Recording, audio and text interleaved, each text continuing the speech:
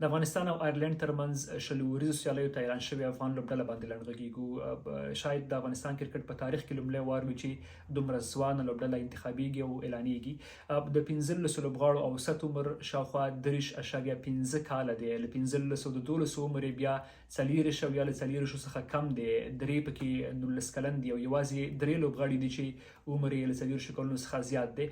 دا یو ډیره ښه پریکړه په دې ده چې افغانستان له دې وروسته نړیوال جام ته ځي. او ښه خبره ده چې د نړیوال جام وړاندې ځوان انرژي، ځوان لوبغاړي او ځوان استعدادونه وازمویل شي. دا کار باید مخکې شوی وي، د سریلانکا په سیریز کې شوی وي. اوس هم سر د وخت دی.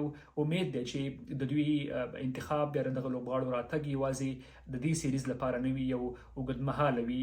بله ښه خبر دا ده چې د افغانستان لپاره لوبډلمشر په شل ورځ فارمټ کې لوبډلمشر راشد خان راګرځېدلی دی، نوموړی د یو ورځنیو نړیوال جام وروسته د شا د ټپونو او د سرجري او د عملیاتو له وجې په لوبډله کې نه و، په لومړي وار لوبډلې ته راګرځېدلی دی.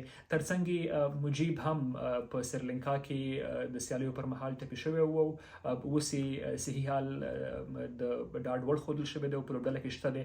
ښه خبره ده. په وروستیو سیالیو کې د دغه دواړو لوبغاړو تشه احساسېدل او د خوشحالۍ خبر دی چې د نړیوال جام څو میاشتې وړاندې دغسې مهمو سیالیو کې دوی بیرته افغانستان لوبډلې ته راوګرځي او نړیوال جام ته ځان په ښه توګه تیار کړي.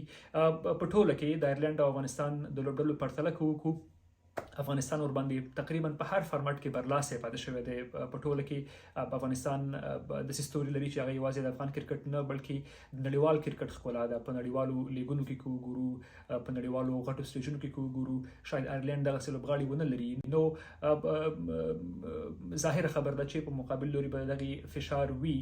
بل په لنډ فارمټ کې د افغانستان نوم یادېږي. افغانستان که له 3 فارمټونو څخه په یو کې هغه بهترینه فارمټ د افغان لوبډلې د قوت انتخاب شي، شل ورځ فارمټ به بل په وروستیو سیالیو کې که څه هم افغانستان ټیسټ لوبه وبایلله، خو په 52 ورځو لوبو کې د آیرلند سره ښه لوبه وکړله او دواړه لوبې ورځنې وګټلې.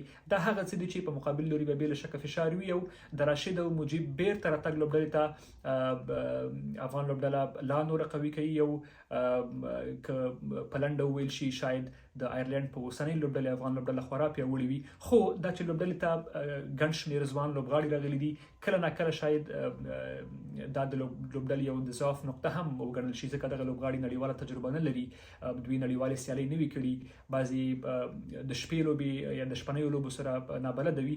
خو همدغه لوبې دي چې بیا دوی ته تجربه ورکوي.